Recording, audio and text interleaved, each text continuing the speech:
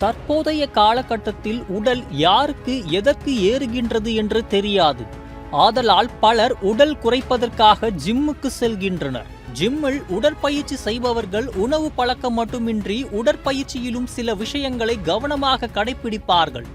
அதில் எல்லா நாளும் ஒரே மாதிரியான உடற்பயிற்சி செய்யாமல் ஒவ்வொரு நாளும் ஒவ்வொரு விதமாக பயிற்சிகளை மேற்கொள்வார்கள்.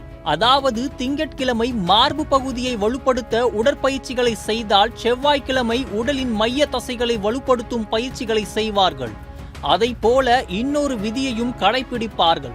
இதை வீட்டிலும் உடற்பயிற்சி செய்பவர்கள் பின்பற்றலாம்.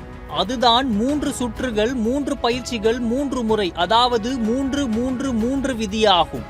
இந்த 3-3-3 என்ற விதியில் 3 உடற்பயிற்சிகளை செய்வார்கள். ஒவ்வொரு பயிற்சியும் 3 தடவை முறையே 3 விதமாக பயிற்சிகளை மீண்டும் மீண்டும் என 3 முறை செய்வார்கள். இப்படி செய்வது உடலுக்கு வலிமையையும் சகிப்பு தன்மையையும் அளிக்கிறது. அதாவது ஒவ்வொரு செட்டுக்கும் உடலின் வெவ்வேறு தசைகளை இலக்காக கொண்ட 3 பயிற்சிகளை செய்ய வேண்டும்.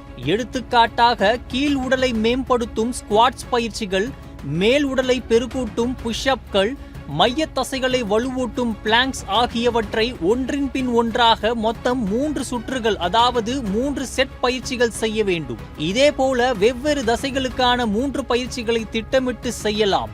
இதற்குதான் இந்த 3-3-3 விதி என்கின்றனர்.